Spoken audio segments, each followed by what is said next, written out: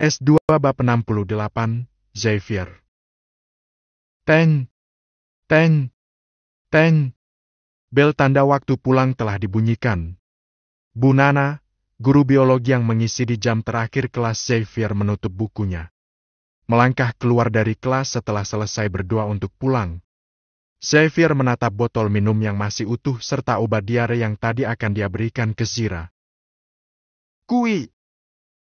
Benua menepuk punggungnya sebelum beranjak dari duduk. Xavier menghela nafas yang terasa amat berat di dalam dada sana. Menarik tas dari laci dan menyampirkannya ke bahu lalu beranjak berdiri dengan botol dan obat yang ada di genggaman. Dia melangkah santai mengikuti Benua, saling ngobrol sambil jalan dengan obrolan ringan tentang pembahasan pelajaran terakhir tadi. Begitu sampai di luar gedung tatapan Xavier langsung tertuju ke arah parkiran motor. Ada kelegaan karena motor putih Zira masih ada di sana, artinya si pemilik masih belum pulang, kan? Sengaja dia menunggu di depan koridor gedung untuk memberikan yang sudah diniatkan. Tak lama yang ditunggu muncul dari arah lorong sana. Kakinya melangkah untuk menghadang Zira. Dua langkah lebarnya terhenti ketika di belakang sana terlihat Fellows yang menarik tas ransel Zira. Lalu dengan manja cewek itu merintih, mengeluhkan sakitnya ke Fellows. Detik kemudian tatapannya beradu dengan Ziri dan Fellows yang melangkah melewatinya. Tak ada sapaan atau kata apapun. Kedua orang itu bablas seperti tak mengenal atau menganggapnya ada. Tangan yang menggenggam botol minum itu mengencang dengan tatapan tak beralih. Ngebonceng gue aja. Fellows menengadahkan tangan, meminta kunci motor Zira. Cek kakak, bajingan eman. Sekali publik langsung gas. Celetuk Badai yang tentu saja melangkah di belakang Fellows dan Zira. Kagak ada jaimnya, heran gue. Bumi mengomentari juga. Cinta itu buta, guys. Ini Manuel yang menyahuti. Iya, ya sapi yang hijau aja jadi warna coklat saking butanya, bahaha. Badai langsung tergelak. Bumi menepuk punggung Badai cukup kencang. Jangan julid sama mak lo ya. Dimusnahin mampus. Cek kakak, ngomongin apaan sih? Fellows menimbrungnya, menoleh menatap heran pada kedua temannya. Lalu menatap Manuel penuh tanya. Kedua bahu Manuel mengedik, tanda jika dia tidak tahu apapun. Agah, has. Ziri kembali merintih sembari memegangi perutnya. Fellows sedikit membungkuk, menatap wajah kesakitan istrinya. Dengan lembut tangannya mengusap punggung Zira. Cek kakak, lain kali pakai sambal jangan banyak-banyak. Fellows mengambil kunci motor dari saku celana, menyerahkan kunci itu ke Manuel. Anterin motor gue ke rumah. Suruhnya dan dia langsung merangkul Ziri menuju ke motor putih sana. Benua menggelengkan kepala menatap pemandangan di depan mata sana. Dia menunduk melihat yang Xavier pegang. Tangannya menepuk punggung Xavier pelan. Sabar, bro. Berani jatuh cinta, berarti udah berani sakit hati. Ngomongnya, berusaha menenangkan sahabatnya. Jangkun Xavier bergerak naik turun. Sungguh rasa hatinya di dalam sana seperti teremas melihat Zire yang menjatuhkan kepala ke punggung lelaki lain. Lalu dengan begitu perhatian Fellows menggenggam satu tangan Zira. Perlahan motor putih itu melaju pelan keluar dari gerbang sekolahan, meninggalkan dirinya yang seperti tercabik-cabik oleh kenyataan. Kadang, ya, terkadang ada satu kenyataan yang terasa amat sangat sulit kita terima. Dan itu yang sekarang sedang Xavier alami. Kui, balik! Ajak Benua. Di sini, di gazebo dengan rumah sini Xavier duduk sendirian dengan sebuah gitar di tangan. Jari-jari panjangnya memetik senar pelan dengan alunan lagu yang dia nyanyikan dalam hati. Satu kenyataan yang sekarang baru dia sadari. Ternyata membiarkan sesuatu pergi setelah kita miliki, itu tidak semudah yang ada di dalam bayangan. Awalnya Xavier berusaha merelakan, melepaskannya perlahan. Tapi ternyata kehilangan cinta yang biasa hadir dan selalu menyambutnya itu, cukup membuatnya merasa amat hampa dan kosong. Pelan bulir mengalir, menetes di kedua pipi putihnya. Xavier berhenti memetik gitar, mengusap air mata yang ternyata tak bisa dia tahan. Sangat tak menyangka jika ternyata kehilangan cinta dan sayang Ziri membuatnya sesakit ini. Andai, katanya dalam hati. Maafkan aku, Zi. Aku masih sayang kamu. Dia memejamkan kedua mata lagi, membiarkan semua kenangan tentang kebersamaannya itu terulang di dalam ingatan. Segala pola tingkah absurd Zira, senyum manisnya dan bening manik mata ketika menatapnya penuh kagum. Semua tidak bisa mudah pergi dari ingatannya. Semoga kamu bahagia dengan dia. Menit berlalu Xavier mengambil ponsel yang sejak tadi ada di sampingnya. Mengusap layar dan melihat postingannya tadi siang. Banyak komen anak-anak yang mendukungnya dan mengatai Zira serta Fellows. Aku kalah. Maafkan aku. Biarkan dulu semua berjalan seperti ini. Kumohon, beri aku waktu untuk bisa menerima jika aku kalah dari dia yang tak sebanding denganku. Sungguh, aku lebih baik. Aku lebih baik dari dia, Zi. Xavier mengepalkan tangan, lalu membuang nafas yang terasa berat dari dalam dada sana. Amarah, emosi, patah hati dan kesedihannya terasa menumpuk. Semua tak bisa dia ungkapkan, tak bisa dia luapkan karena dari dulu dia memang pendiam. Rasanya ingin teriak, ingin menghantam apapun, tapi dia tidak seperti itu. Dia sudah tidak mempunyai sifat yang seperti itu lagi. Disuruh ke rumah Uncle Zevan. Suara bundanya di teras rumah sana menginterupsi. Dia tak menjawab, tapi langsung menyimpan ponsel ke saku celana dan melangkah masuk ke dalam rumah untuk menyimpan gitarnya. Tanpa banyak bertanya untuk apa, Xavier melajukan mobil meninggalkan rumah untuk ke rumah saudara ayahnya itu. Mengendarai dalam keadaan hati yang tak baik-baik saja tentu fokusnya jadi terbagi. Seperti Xavier ini, beberapa kali dia harus memukuli kepala agar bisa fokus pada jalan. Brak! Tiigin! Dadanya menyentuh sto cukup kencang, membuat klaksonnya berbunyi keras dan lama. Lalu di depan mobilnya, sebuah motor matic menggelimpang dengan si pengendara yang jatuh tertimpa motor. Beberapa pengendara yang diak dalam keadaan terburu-buru menepikan motor dan menolong si wanita yang menjadi korban. Xavier sendiri menepikan mobil dan keluar untuk bertanggung jawab. Ayo, kita bantu masuk ke mobilnya, Dek. Ibuk-ibuk yang menolong menawarkan diri. Xavier membuka lebar pintu mobil di bagian belakang, membiarkan si korban masuk. Motor matic yang rusak itu langsung dimasukkan ke bengkel terdekat. Xavier melirik korbannya yang di belakang beberapa kali. Cewek, masih muda dan sepertinya masih sekolah SMP. Cewek itu mengusap-usap layar handphone dan terlihat menghubungi orang tuanya. Begitu mobil berhenti di lampu merah, Xavier menoleh untuk bisa menatap korbannya. Selain kaki, ada yang sakit lainnya? Tanyanya. Si cewek ini memperlihatkan sikunya yang baret dan mengeluarkan darah. Lalu memegangi bahunya yang memang sakit. Aku pakai motornya udah di pinggir, Kak. Kamu ngelamun pasti, makanya bisa nabrak motorku. Xavier menghela nafas panjang karena itu memang benar. Siapa namamu? Tanyanya kemudian.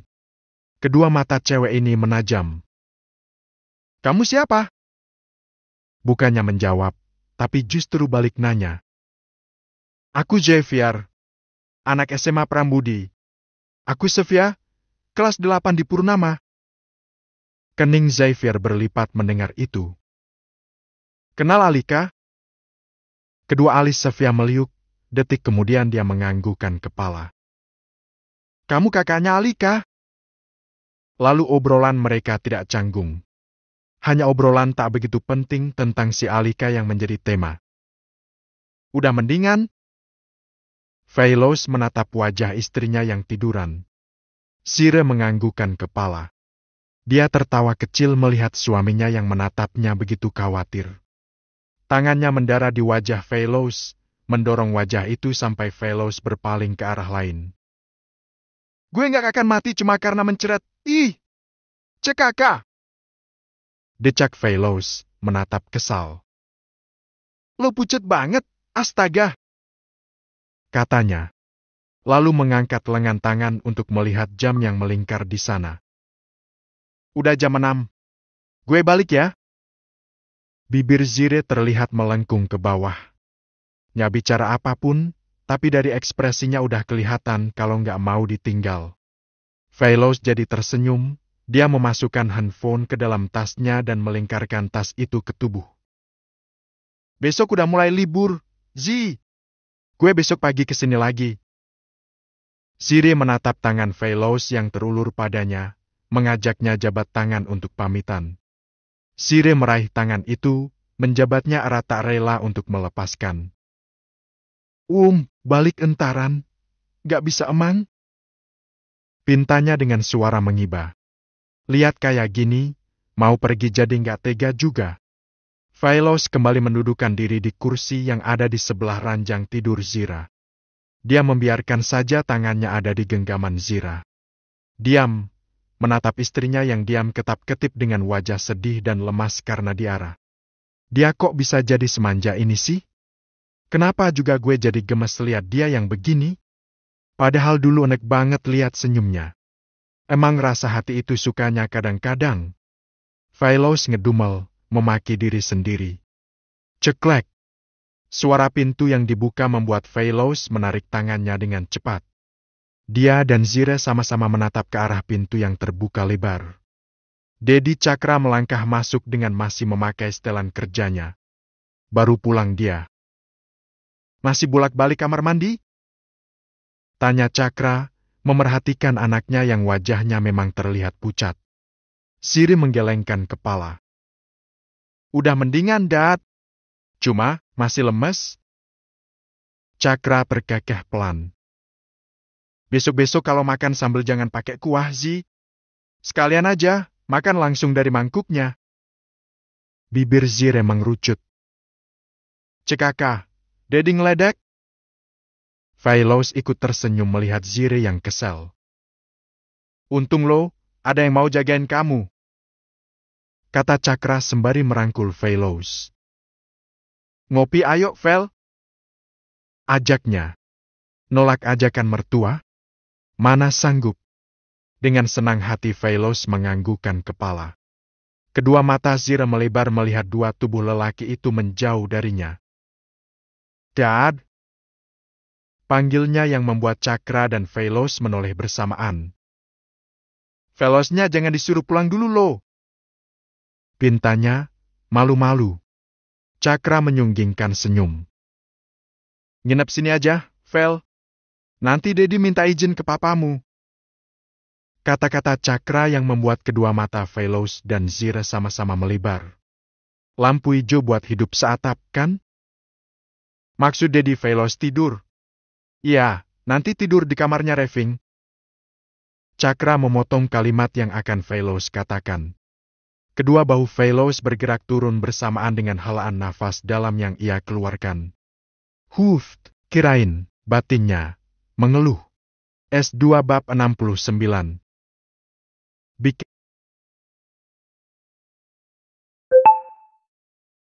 SS2 bab 69. Bikerni menaruh nampan berisi 2 cangkir kopi di meja bulat kecil yang ada di teras samping, depan kolam renang. Kembali melangkah masuk setelah meletakkan sepiring tahu bulat yang digorengnya sudah beberapa jam lalu. Soalnya si tahu udah nggak bulat menggelembung gitu, dia tuh udah kimpes, kelihatan kalau dalamnya nggak penuh isiannya. Cakra menyodorkan sebungkus rokok ke Veloz setelah menyelipkan satu ke bibirnya. Kamu nggak ngerokok? Tanyanya, basa-basi. Veloz nyengir kuda. Ngerokok, Dad. Dia mengambil bungkus berwarna putih itu, mengambilnya sebatang dan mengembalikan ke atas meja. Kalau pulang kerja selalu jam segini, Dad? Tanyanya, basa-basi. Cakra mulai menyerahkan korek ke Veloz setelah rokoknya menyala. Nggak pasti sih. Dia menjatuhkan punggung ke dandaran kursi belakang. Tadi lembur bentar doang. Kalau pas banyak kerjaannya pulangnya malam terus. Dia menyelipkan lagi rokoknya ke bibir, menoleh dan memerhatikan Veloz yang mulai mengepulkan asap. Papamu gimana?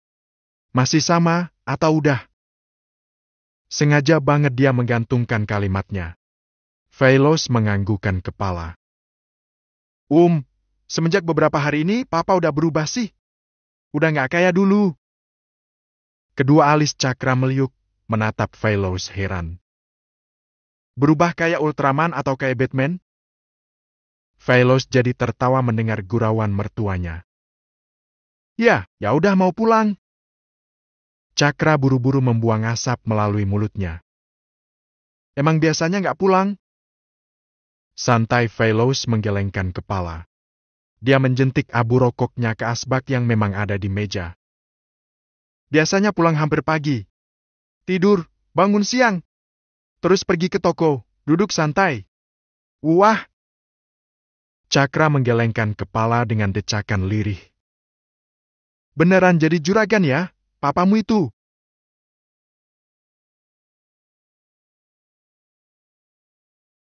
Veloz terkekeh kecil. Ya gitu keseharian papa. Tapi dari 2 hari kemarin udah agak beda sih. Udah mau makan di rumah, udah nggak tengkar sama mama juga. Satu alis Cakra terangkat. Kamu sering dengar papa sama mamamu bertengkar? Santai Veloz mengangguk sembari mengepulkan asap melalui hidung dan mulutnya. Udah biasa sih. Cakra menghela nafas, kembali menyelipkan rokok ke bibir. Dia sendiri suka heran sama lelaki yang kalau udah nikah sering kasar sama istri, atau membentak istrinya. Gak ingat apa, perjuangan istri pas ngelahirin anak-anak. Dia aja sampai pingsan lihat perjuangan Leta untuk pertama kalinya. Sekalipun ngambek atau marah, dia memilih pergi atau diam. Tapi selama puluhan tahun ini dia tidak pernah memarahi Leta. Paling ngambeknya hanya karena Leta yang terlalu sibuk sama anak sampai melupakan dirinya. Makan dulu, Kuyang! Ajak Veloz sekalian. Teriakan Leta di dalam rumah sana menginterupsi. Cakra menyesap rokok terakhir dan memasukkan putungnya ke asbak. Ayo, makan dulu. Ajaknya. Veloz mengangguk patuh. Mematikan rokok juga dan beranjak dari duduk, mengikuti Dedi Cakra masuk ke dalam. Kak Veloz! Teriak Raving saat melihat Veloz. Hei! Sapa Veloz, dia menghampiri adik iparnya yang duduk di karpet depan TV. Wah, bagus banget gambarnya Raving. Pujinya. Bocah kecil ini tersenyum lebar, semakin bangga pada diri sendiri. Aku kemarin ikut lomba nyanyi loh. Ceritanya. Iya, kah? Veloz mengusap puncak kepala Raving. Nyanyi apa Raving? Raving menganggukkan kepala dengan sangat meyakinkan. Aku nyanyi lagu 17 Agustus. Kak Veloz mau denger, enggak? Veloz menganggukkan kepala dengan begitu antusias. Coba nyanyi. Biar kakak dengar suara Raving kalau nyanyi. Oke. Raving beranjak dari duduk, berdiri di hadapan Veloz. 17. Suara kayak kodok kekeringan gitu. Baru saja keluar dari kamar, Sira sudah memotong selarik lagi yang akan Raving nyanyikan. Raving melotot tajam. Langsung mengambil mainan mobil-mobilannya dan melemparkan mainan itu ke Zira. Kak Zira nakal! Kesalnya. Veloz tertawa kecil melihat Raving yang marah. Udah jangan gangguin adiknya. Raving, sini makan. Ajak Kak Veloznya makan bareng di sini. Di meja makan sana Leta kembali berteriak. Meja makan persegi panjang yang penuh. Rhea sama Bikerni dulu karena Leta juga makan bareng di sini. Sama seperti Zira kemarin malam, ini adalah untuk pertama kalinya Veloz bergabung di meja makan bersama dengan keluarga lain selain keluarganya. Dan rasanya cukup hangat diterima di sini. Daddy belum mengizinkan kalian untuk tinggal bareng. Kalian masih kelas 11, umur baru mau jalan ke 18 tahun. Cukup bahaya untuk kalian selalu berduaan di dalam ruangan. Setelah meletakkan sendok di atas piring yang kosong, Cakra mulai bicara serius. Dedi sudah pernah remaja. Dan di umur seperti kalian dulu, itu di masa Dedi nggak bisa menahan apa yang Dedi mau. Ya, kayak yang kalian tahu. Mami dulu hamil Zire pas mau naik ke kelas ke-12. Sebenarnya nggak apa-apa sih. Toh udah jadi suami istri dan sudah sama melakukan apapun. Tapi coba kalian nikmati dulu masa-masa muda kalian. Cakra melanjutkannya. Leta menatap lekat wajah Ziri dan Feilos yang tentu saja mendengarkan petua dari Cakra tadi. Iya, Mami dulu nangis karena Mami nggak bisa lagi sebebas teman-teman Mami. Mereka masih bisa kemanapun. Nongkrong bareng dan nggak perlu mikirin bayi yang nangis di rumah. Mau cuek sama baby karena udah ada suster yang jagain, tetap nggak bisa. Karena rasa tanggung jawab itu hadir sendiri tanpa perlu diminta. Jadi, paham kan? Maksud Mami sama Dedi? Tanya Cakra kemudian, menatap serius wajah Feilos dan Zire yang duduk bersebelahan. Feilos menganggukkan kepala karena dia memang merasakan apa yang Dedi Cakra katakan tadi. Sebagai pria yang normal, dia mungkin juga nggak akan bisa menahan keinginan yang itu. Dan, ya, mereka masih terlalu kecil untuk ke hal yang itu. Mau nginep di sini boleh. Tapi tetap, tidurnya nggak boleh satu kamar. Leta kembali berucap. Kalau Zire mau nginep di rumah Feilos, Mami nggak izinin. Kedua mata Zire menukik. Kok gitu, Mam? Rumah Feilos itu lantai 2. Kamarnya Agia dan Feilos ada di atas. Mami beneran gak mau kamu menyesal kayak yang Mami alami dulu, Zi. Leta mendengus kasar. Apalagi mamanya Feilos jarang ada di rumah. Siapa yang ngawasin kalian, Han? Bibir Zira mengerucut, dia menjatuhkan punggung ke sandaran kursinya. Cakra menggeleng dengan sudut bibir yang mencibir. Dedi yakin kalau Feilos bisa nahan, tapi yang Dedi takutkan malah kamu nanti yang maksa Feilos. Dedi gitu banget sama anak sendiri. Kesal Zire, semakin cemberut. Feilos tertawa kecil. Gak apa-apa, elah. Besok kan udah mulai libur UNAS kelas ke-12. Bentar lagi kita juga bakalan naik ke kelas ke-12. Bisa tinggal serumah pas sudah dinyatakan lulus SMA, gitu. Kan, Dad? Tanyanya menatap ke Cakra. Cakra menganggukkan kepala. Iya, itu Feilos aja paham. Kamu memang agak-agak pemahamannya. Dia menuding ke Zire yang wajahnya masih cemberut. Kakak, Dedi mah gitu. Zire beranjak dari duduk.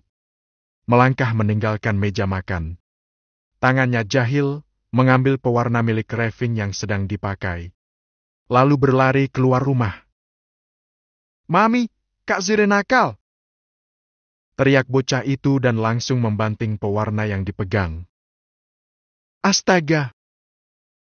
Keluh Leta, menatap kesal ke Zire yang meledek Reving di pintu teras samping rumah sana. Anakmu tuh, kuyang! Mau berduaan sama Zire di rumah yang ramai seperti ini? Tentu saja nggak bisa. Gak enak sama Cakra dan Leta yang pada ngumpul di ruang tengah sambil nyantai.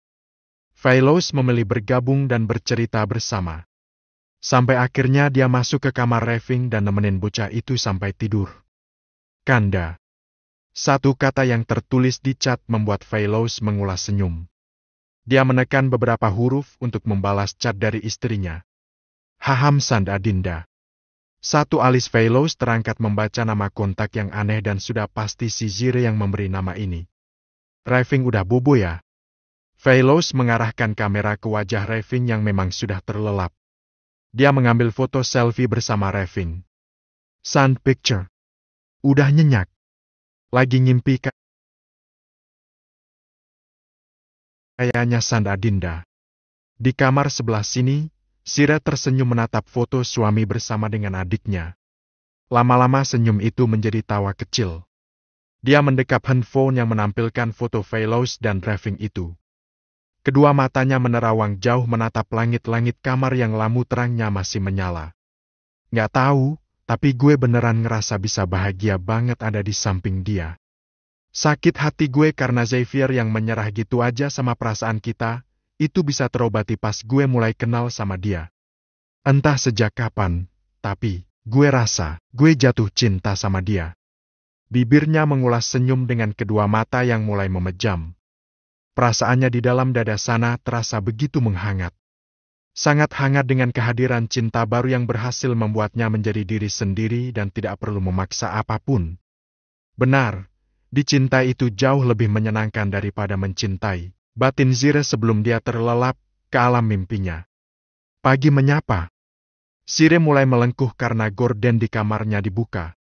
Kedua mata menyipit ketika sinar matahari mengenai mata. "Ih, Mam!" Rengeknya menarik selimut untuk menutupi kepala, bersembunyi dari sinar matahari itu. "Cekaka!" Decak Leta, dia melangkah mendekat dan menarik selimut sampai menyingkir dari tubuh Zira. "Bangun! Cewek juga! Sabtu, Mam. Sekolah libur. Masih ngantuk?" Zira merengek, pindah posisi jadi tidur tengkurap. "Astaga, itu Velos mau pulang." Nama yang berhasil membuat Zira langsung beranjak bangun. Dia jadi duduk dengan kedua kaki yang menekuk di kasur. "Aku lupa kalau Velos nginep di sini." Keluhnya dengan tangan yang bergerak menyugar rambut panjangnya ke belakang. "Nah, kan? Bangun, mandi. Ikut dia pulang ke rumahnya sana. Bawain sarapan buat mertua kamu." Tak menjawab kalimat mominya, dia buru-buru beranjak dari ranjang dan berlari masuk ke kamar mandi. Mungkin setengah jam, Zira sudah berdiri di depan kaca lemari menatap pantulan dirinya. Pakai celana hitam yang memang sobek di lutut, cuma pakai kaos lengan pendek warna biru tua dan menutupnya dengan jaket denim. Tangannya sibuk mengikat rambut di belakang. Detik kemudian dia diam, menatap wajahnya yang polos, benar-benar polos karena dia tidak memakai seupil pun makeup di sana. Zira menoleh ke arah meja belajar sana. Dia melangkah, duduk di sana dan membuka laci meja. Untuk pertama kalinya dia mencoba mengoles lipstik tipis di bibir. Menuang bedak bayi dan mengusapkan bedak itu ke wajah. Ya, dia cuma punya ini saja. Setelah merasa tampilannya sempurna, Zira melangkah keluar dari dalam kamar. Dia nyamperin mominya yang ada di dapur. "Haham, wanginya udah lebih dari peri." Ledek Leta tersenyum melirik anaknya yang sudah gadis dan terlihat sedang jatuh cinta. Dia menyerahkan tas kecil berisi rantang susun yang tentu makanan untuk keluarganya Velos. Tangannya mengusap pipi dan dagu Zira yang bedaknya nggak merata. "Makanya, kalau cewek itu belinya makeup, bukan beli onderdil motor terus." Siri memanyunkan bibir, lalu tersenyum malu. "Aku pergi ya, Mam. Hati-hati ya." Pesan Leta mengantarkan kepergian Zira. Dengan membonceng, Sire keluar dari gerbang rumahnya. Nggak yang memeluk Velos kayak kemarin, karena di tengah-tengah antara mereka berdua ada rantang berisi makanan yang dibawakan khusus dari Leta. "Endia, lo semalam tidur jam berapa?" tanya Zira, mencari obrolan.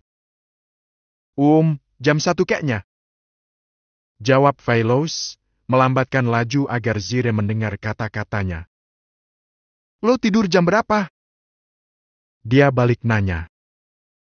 "Ya pas sudah nggak bales chat elo, itu gue udah bablas merem. Perut udah nggak sakit?" tanyanya, tangannya bergerak menyentuh lutut Zira. Zira mengulum bibirnya. "Enggak sih, udah biasa aja. Cuma emang rasanya masih kurang nyaman." Lalu hening, keduanya sama-sama menikmati momen terasa hangat untuk pertama kalinya. "Nanti malam nginep di rumah gue lagi?" tanya Zira kemudian. Lihat nanti ya." jawabnya santai. Menit kemudian motor putih itu melambat karena memasuki gang menuju ke area rumahnya. Tepat pas motor itu lewat di depan rumah Leona, Cewek itu terlihat melotot dengan mulut yang menganga melihat ada Zira yang duduk di boncengan Veloz. Lebih terkejutnya lagi, pagi-pagi kayak gini si Veloz udah sama Zira dan pakai motornya Zira. Oh, itu mungkin anak temannya Aldi. Gumam Pak Karimun yang duduk di teras rumah. Dia pun terlihat memerhatikan Veloz dan Zira yang mulai menghilang karena pagar rumah antara rumahnya dan rumah Aldi sedikit tinggi. Papa kenal sama cewek yang bonceng Veloz tadi? Tanya Leona, terlihat terkejut. Santai Pak Karimun menggelengkan kepala. Cuma kemarin malam Aldi bilang kalau Veloz sudah dijodohkan sama anak temannya. Mungkin yang dimaksud cewek yang tadi itu. What? Pekik Leona dengan sangat tak percaya. Dia menunjuk ke dirinya sendiri. Bukan-bukannya Papa bilang kalau aku sama Veloz. Kita bakalan dijodohin, kan? Pak Karimun menghela nafas. Itu dulu, nak, dulu sebelum Papa tahu kalau ternyata Aldi sama Laura ngejodohin sama anaknya teman mereka. Leona melengos, menyembunyikan wajah kesal dan tak sukanya. Tangannya mengepal dengan hati yang ngedumel tak karuan. S2 bab 70 di rumah